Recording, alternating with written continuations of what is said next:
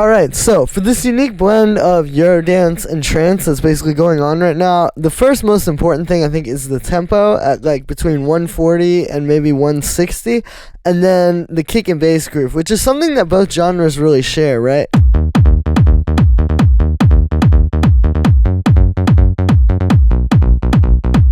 Like, I mean, these elements could be in a trance or a Eurodance track, very much so. Like, this type of kick, just the really, really fat, kind of like post-processed 909 type of sound. This is one that I made, and then I actually shortened it a little bit, and I pitched it to be in tune with the bass. I think that's very important in both Eurodance and trance. When you have these kind of bassline kick blends, where you hear them going into each other, it's important to have those tuned together. So I've got that. I've just turned it up pretty loud, and that's it for the kick. Then with the bass line.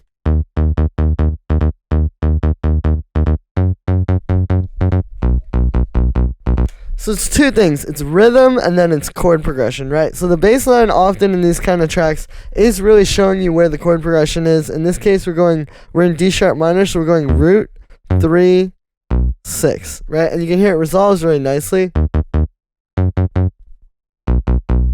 Right, it's very harmonious. So we got that, but then it's also the rhythm. I would say this is about as much as you could probably do with the trance Eurodance kind of like bass pattern.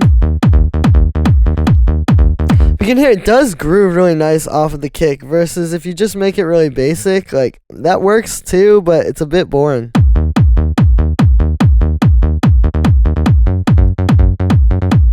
You know, I'd rather hear this. So for the sound on this one, it's made using wavetable, but it's like 2 layers of wavetable, but I'm really treating it like one. We're just kind of circumventing some of the limitations. So the first layer is this one, the main one you hear.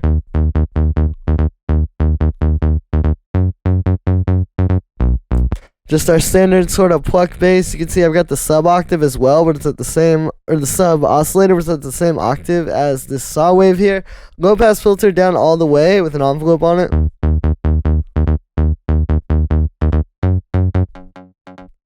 And then there's this little guy. So it's the same thing, no sub oscillator. I made the envelope a little bit tighter though. I noticed that like this helps because you see, you kind of get most of the body is this main one without the unison, but you just get a bit of that like unison kind of over top of it, versus if you make the decay longer, right, it's not going to be as tight and as grooving. So we got that. It's the position sync unison. And I also cut out the lows on this since you really just want the high end, and it helps it not get in the way of the main bass. We're then sidechaining those to the kick. And then I'm using this utility to convert all the frequencies below 500 Hertz to mono. Right, which helps it just be a bit more powerful. Because really, down the center of the stereo field is where all the power is, right? So then we got our clap snare. So yeah, these are really popular in both trance and Eurodance. A lot of people just use samples of these, but I want to show you how to make them from scratch. It's basically taking a clap. You can see I pitched it, and I made it a little shorter too, because the distortion tends to bring out, like it tends to make it a little bit longer, so I've got that. And then this little snare, which I pitched to actually be in key with the bass line. And I made it really short. Again, these sound really short on their own. But then on the group, I'm distorting them. Which, as you can hear, makes it a bit longer, because distortion and compression are kind of like very similar. It's just distortion goes a lot harder. All that to say, that's why we have to make the sound shorter, is because if you just keep them at the normal length and then you do this distortion method,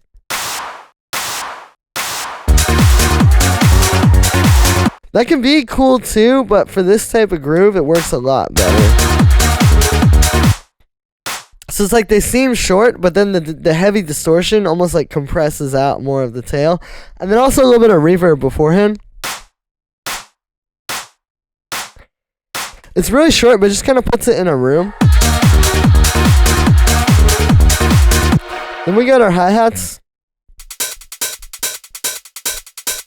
So again, I'm shortening this a little bit. this 909 hi-hat, I'm just literally just bringing this down. Really simple, but it works well with the tight kick and bass and snare. Right, if this is too long, again, like, the same sample with the wrong stuff done to it could mess up your whole mix, or really your whole groove. Like, this isn't even mixing. I mean, this is completely dry. The other hi-hat's completely dry.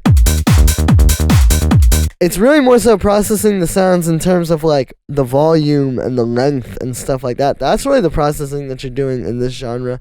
I've also brought on this closed hi-hat.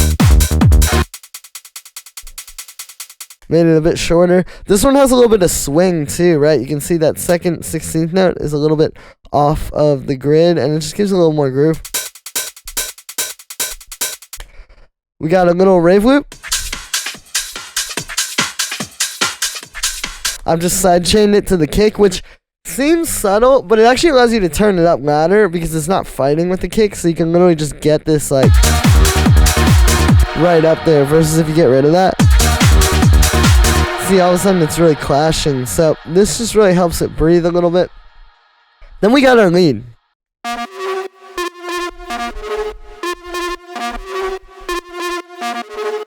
Now, starting with the MIDI here, again, we're in the key of D sharp minor, although there's actually no D sharp in here. We're going 5th, 3rd, 9th, 4th, and then 9th again. And really what makes this is that way you can hear it's D sharp minor. Even if you're not a musician, you can hear like that kind of feeling, right? But then we're only giving you that resolution of the minor 3rd. Right, that's a D sharp minor chord. So if we give you this voice, you can hear it creates a lot of tension there, and we're really like hammering in on that voice. So then you hear it against the bass line.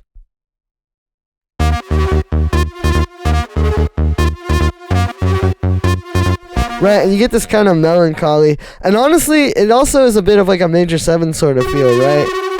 With that kind of thing too. So you can really play around with the musicality to create a lot of feelings with the stuff. Now, this is a very out there kind of lead design. This is not something I've shown you guys before. What's happening is we got this.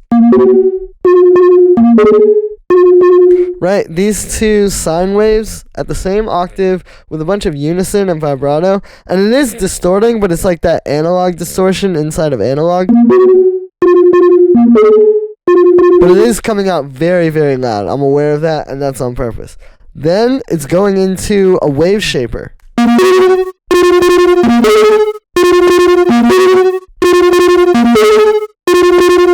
Right, and we're basically just kind of bringing out more of what was there. And it starts to like really freak out. And you could even play with this more.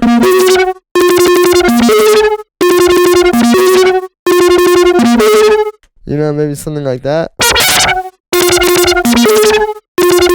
Right, it's just like a very, very juicy sort of lead. And it's something that you just don't hear all the time. You know, you hear a lot of saw waves and square waves and all this and that. It's like, what else can we do with this stuff? You know, I got a bit of reverb, sidechain, which is also turning down the clipping,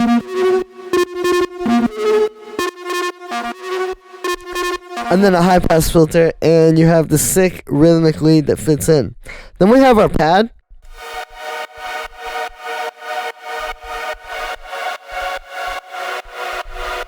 So, this is the same progression you saw in the bass line. I'm definitely taking some liberties though with the inversion of the chords and playing with them. So like here, just basic D sharp minor, but I brought the 5th down, right? And then when you go up to the C sharp here, which is the 5th of this F sharp major chord, right? It kind of like walks up to it nicely. And then also what's happening here is you can see we got a major 7 happening here with this F sharp into F. And then down here, I kept the F droning too. I think that sounds kind of good to just like still have that voice, you know? Plus, you go from the F sharp to the F, like over the 2 bars and then 2 bars of the other one. So it's like, it's all kind of working together, right? But it's all built on that same chord progression and then just inverting different voices inside of there. I've got 2 saw waves here, detuned quite a bit of noise as well. The amp envelope is just like flat like that. Some vibrato, some echo, and reverb.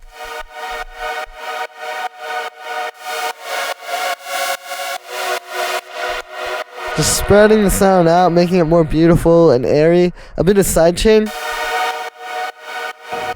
And then a high pass filter, because you can hear this one.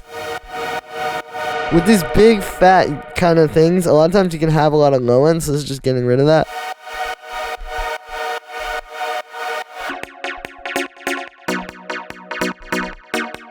So then we got these trance plucks. This is the same chords that you just saw. The only difference is that I got rid of the droning F on the end because it didn't sound as good with the stabs, right? So you just have that as the last chord. What you'll notice though is it's the same chords as the pad and then the same rhythm as this lead.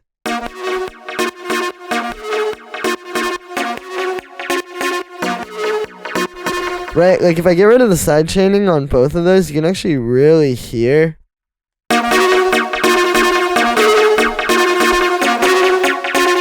Right, so you might think it's all just the drums that are like making this groove in these kind of tracks, but it's also like this stuff. You know, if you can have these melodic elements create grooves together.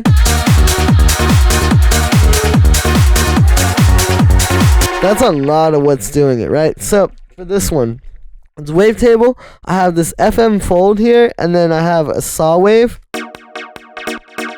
A low pass filter with a very tight envelope on it is really crucial too, because if you make it too right, like if you really want that, like, right, so I got that phase sync unison, a bit of delay, which is on ping pong, which is very important for this kind of trancey, like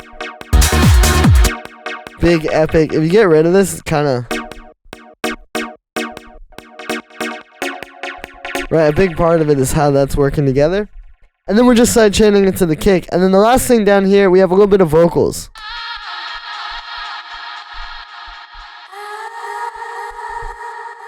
Right, so vocals are very important in these tracks. A lot of both Eurodance and trance stuff is using this. Basically, what it is you're getting like stabs like this. And all the little texture, like there's little drums in the background of this one, for example. Then that goes into some delay and reverb, but you see the delay's really long.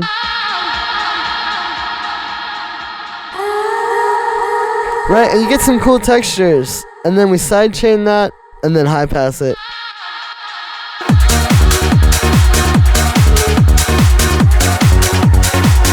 And then just hit every 2 bars and kind of help like punctuate the track. So that's gonna be it for this one, guys. I hope you enjoyed. Make sure to like this video as well as subscribe. Let me know if you want to see more of this like Eurodance trance kind of blend stuff. Links at the top of the description to grab this template. You can get this entire template, project files, samples, MIDI presets, everything you just saw me break down in this video is available at the top of the description. Go ahead and grab this because I promise you'll make the best track of your life today if you use it. Thanks for the support, everybody, and I'll see you tomorrow with another video.